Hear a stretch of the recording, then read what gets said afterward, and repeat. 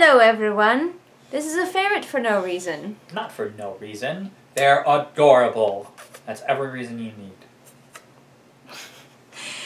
So obviously if you read the title of this video, you know that we are here to review a video game for you. The ferret just leapt off my lap and is now in the garbage. So if you hear noises, it's our garbage child. And neither of us are looking fancy because we both just finished playing Fire Emblem 3 Houses, and so we're just going to do a super ramble-tastic review, and which I will then try to cut down to a reasonable length.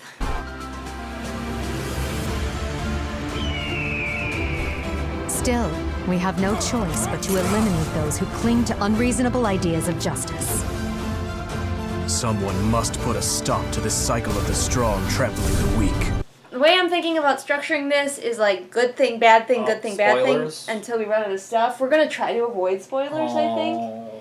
Or we could have a spoilery section, but we should try to avoid them at the beginning. We're going to try to go good thing, bad thing, and like see how far we get and how rambly this turns out to be. My first good thing is pretty simple. I like that you get to choose from these 3 houses to follow like 3 different paths. It's sort of like 3 similar but very different stories within this game that you can follow. And like he went Edelgard's route and I went with Claude and the Golden Deer, and we had very different like experiences after a certain point, which is really cool. And of course each of us thinks that our experience was better. I'm not looking at like his playthrough and being like, oh man, I wish I had that, and he's not looking at mine and doing the same thing. So and I'm going to play through again and doing the 3rd house just to see how that goes. So we're talking about story a little bit right now, and I also enjoyed the choice. But a good thing related to the story is that though Edelgard is not the character I would have chosen as a romance interest on my first playthrough, I did choose to pursue them because I thought it would lead to the best story. And maybe it's not the best, I've only seen 2-ish of the stories, but it is definitely an exceptional story. Bad thing, my first bad thing, you can't design your player character. And when I was researching this ahead of time, I saw that they said that you can't design your player character.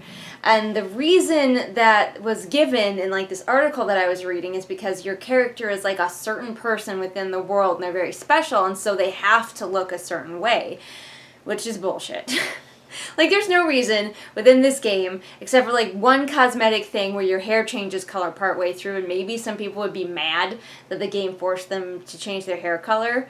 But, like, whatever. Like, I would much rather have designed my own character and maybe they changed my hair color partway through than have no design control whatsoever. They could have definitely included agency for characters by allowing you the option to try to dye it, and maybe it would work for a month, and then you'd have to buy more dye.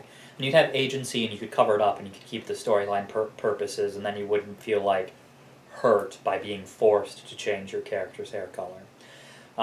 My first negative is going to be story-related, and though I definitely enjoyed my story, I wish there was more of it. I understand with 3 major diverging paths, and let's be honest, there's probably, on each of the major paths, there are further divergences. Yeah, I know that there were like 3 endings for Claude.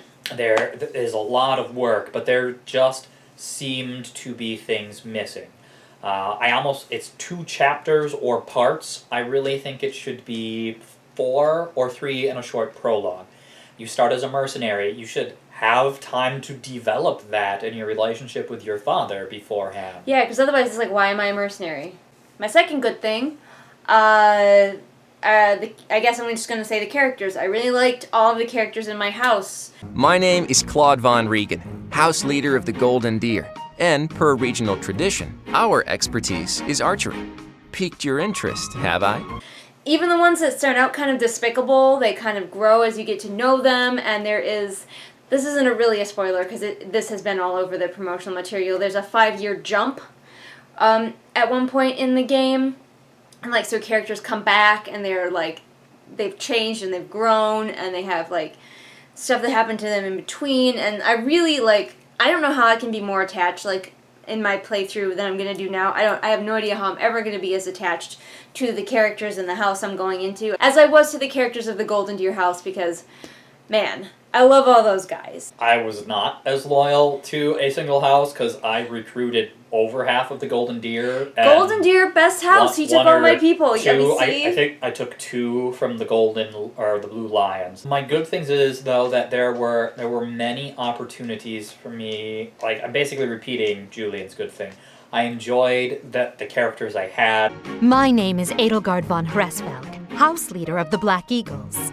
Many of our students are nobles and magic users, but all hail from the Adrestian Empire. I enjoyed their relationships for the most part. It was fun watching them grow. I need a pie chart to know which characters had relationships were from the same house and which had relationships that were from different houses, because I couldn't keep that straight myself. Bad thing. Lack of romance. I know it seems weird because you guys know I'm an asexual and I don't read a lot of romance or anything, but I love romance in video games. Don't ask me why. And there's a real lack of romance in this game. Like, you don't have kids. Again, this isn't really a spoiler. It's like in all of the like material that I've seen, which is fine. I don't need to have kids. Like in Awakening, it made sense in the story, and then it was really awkward in Fates, where they just kind of needed an excuse for you to somehow have kids. And you were like, oh, here's your kids, by the way. They were in this magical other realm that was never mentioned and isn't part of the story. You're like, sure. But yeah. It made sense for this one for you not to have kids. But, like, they did away with romances pretty much altogether. Like, your romance is at the very end of the game after you've defeated the final boss. You can have, like, a little scene with the person that you want to marry. And then anyone else who managed to hook up because their relationship got strong enough gets a little slide card that's a little bit better than a baseball card or Pokemon card. It's like, these two got together, and this is how they lived happily ever after. And you don't get to choose who on your team gets together either. Like, I really loved Marianne and Ignatz. They were adorable together, and I was like, I really want them to get married at the end. But you don't get to choose. And she didn't marry anyone, and neither did he. Or no, he did marry someone, but unrelated. That really annoyed me. Like, I didn't need them to have kids, but I wanted to be able to pair them up. Bad thing. They tried something new with the battalion system, I think. I don't think that's ever been around before. Not to my knowledge, although we have not played every single Fire Emblem game. And I am glad they are trying something new, and it is a valuable part to this game, and I enjoyed it, but for me personally, it's not quite what I'm looking for. I want something that is more than casual, but not quite classic, where the instant you turn classic on, training battles between your students as a class action end up with half your team killed. Yeah, like students just murdering each other. That's like if they were practicing dueling at Hogwarts, but the point was to use the killing curse on your fellow students. Good thing. I liked that everybody was so flexible. In this game, there's a big focus. They did away with the weapons triangle, which I thought I'd be more mad about, but they did away with it because there was a larger focus on making your units whatever you wanted them to be. And so there were no units that were like inherently bad with shitty stat growth or whatever. Like, you can make anybody into anything. Some people were better suited to be certain things, but like you could just decide this fighter is going to be a mage and change them, you know, guide them that way because you're a teacher, so you just like guide them to be a mage instead and they can just do that. I wish it was a little easier to guide someone down like various paths. If you're like, I don't like the route I have them going on, I wish it was a little easier to guide them the other way. But especially as you get more advanced, it is quite difficult to switch routes after a certain point. I did kind of say a bad thing after a good thing. What's a good thing? Quick. Every character has a base percentage for every stat to go up, and then every class that you could be at that given time has bonuses and in some cases penalties to a specific stats going up. So there are certain characters who base have better stat growth, and some of them that are base better at a specific class. I feel in addition to the diversity of your classes, there is a lot of diversity in how you spend your non-combat time. Yeah. That can affect how your armies grow and who you recruit and how the units grow. Yeah. And they definitely have more engagement than previous Fire Emblem games. Like, it was kind of heading that way with especially, like, the more recent games where, like, in between battles you wandered around this little castle area and talked to people and actually went to the stores. But in this one, you wander around an entire monastery talking to people, buying things, making meals, fishing. There's fishing. It's not the worst minigame ever. Don't try to catch the blessed fish. It's not worth it. Bad thing. Kind of tying into the relationship thing. There's far less bonus to having your characters together. In previous games, if you had two characters side by side or even stacked on top of each other, they would both attack an enemy, and like if you were like paired up with your spouse, you could be like this deadly murder duo that could just destroy, and it was like such a good feeling to kill with your spouse, you know, as we do in real life.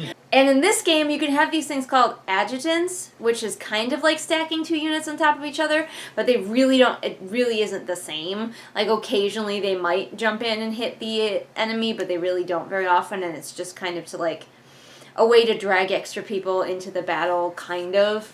So I really miss, and that's something I loved about Awakening, I really miss that building up of relationships that strongly affects what's going on the battlefield, instead of just sort of being like, and you get a few stat bonuses if you're next to somebody you like. So I will, I will agree and kind of go on my own tangent of not liking a thing, is because I was promised going into this that this was Persona meets Fire Emblem. Yeah.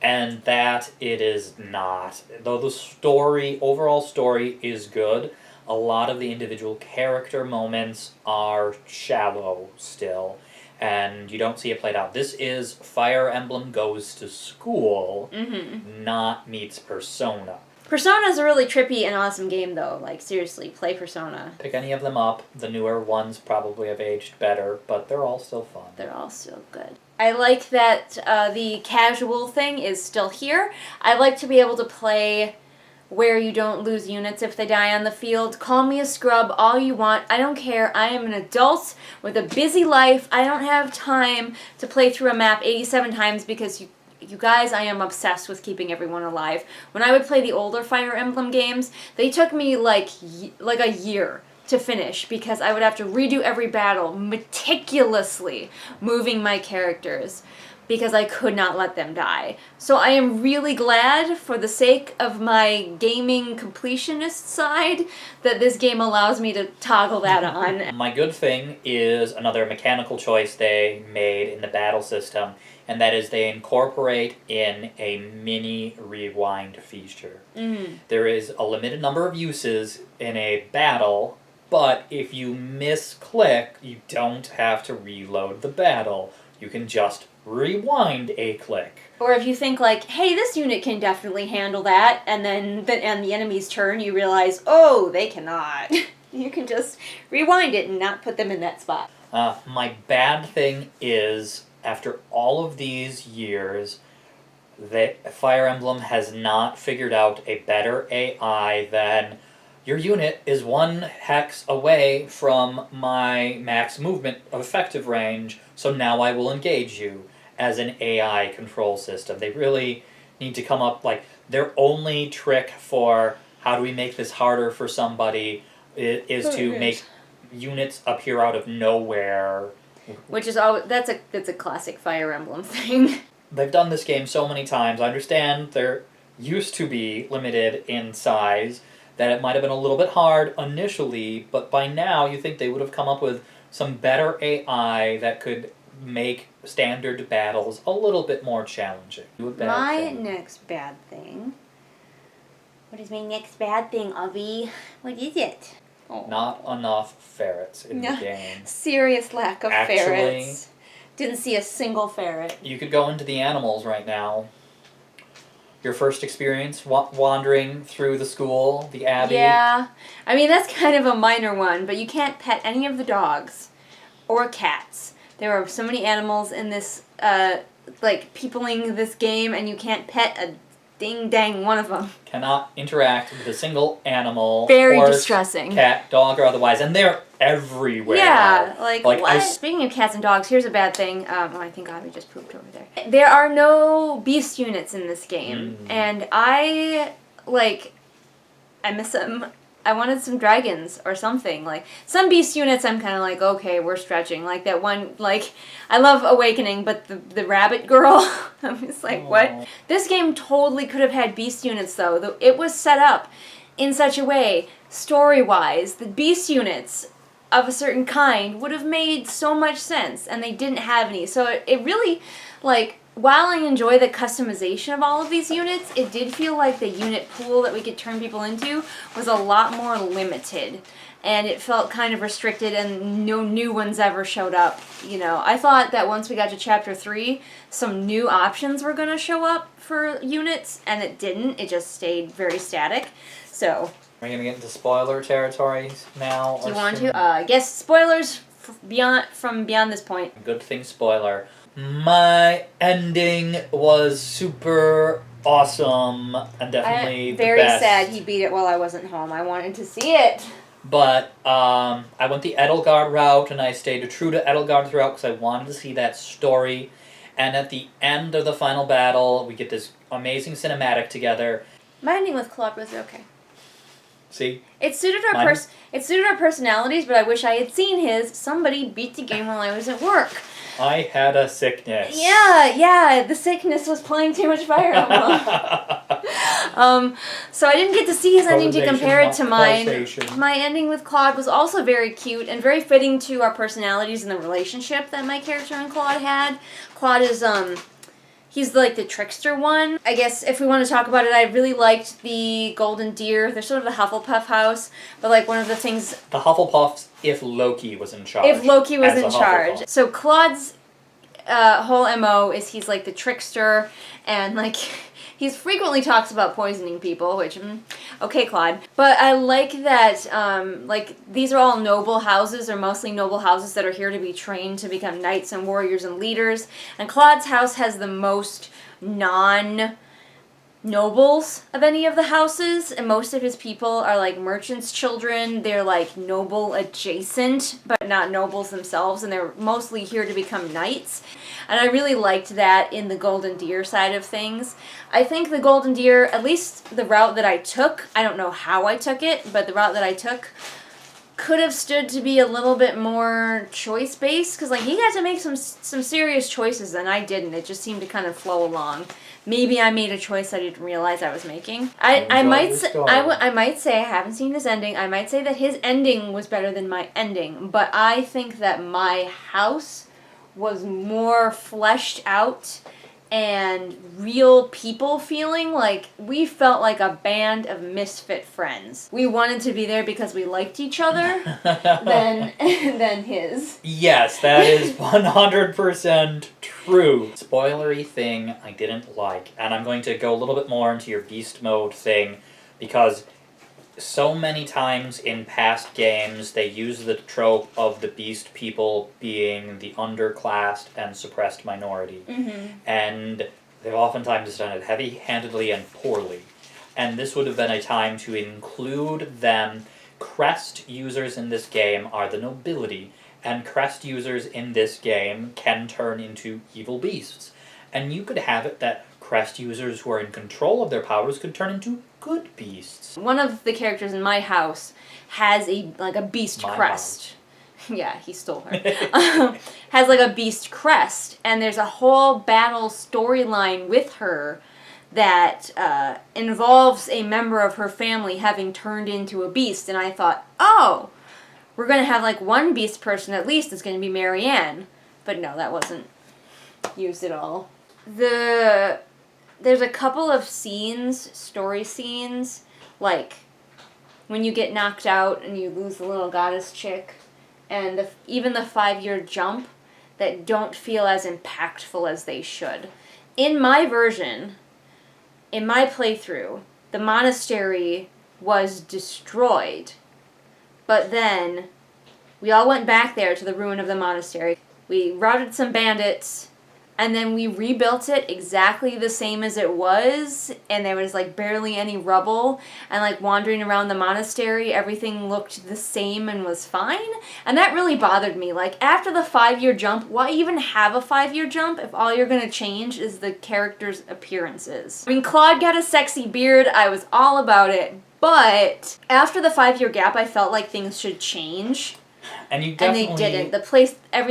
The play stuff after the 5-year gap was the same as before. Just something as simple as something cosmetic, like make it look different, make it look broken. The only major cosmetic difference between our two playthroughs is they were wearing red in mine and yellow in theirs. Yeah. And we had a cinematic where all of our characters were like, we're going to band together and we're going to rebuild this monastery that's been abandoned and we're going to take it over as our secret fortress. And then after that cinematic, where all of our characters were determined to help rebuild, it was just magically rebuilt. Alright, so in my storyline, a giant dragon jumped on the place and destroyed much. Okay. But the Empire was in control his people of it. destroyed it. But the Empire was in control of it for 5 years, and it's an important fortress. Okay, so that was a long rant from your negative spoiler. So now I get a positive spoiler. Avi's back again. This is 3 ferret visits in one video, so it probably means we've been filming for way too long. Hey you. So I've watched 2 playthroughs, so I can see many of the interwoven story threads and the things they hint at that they allow you to guess at.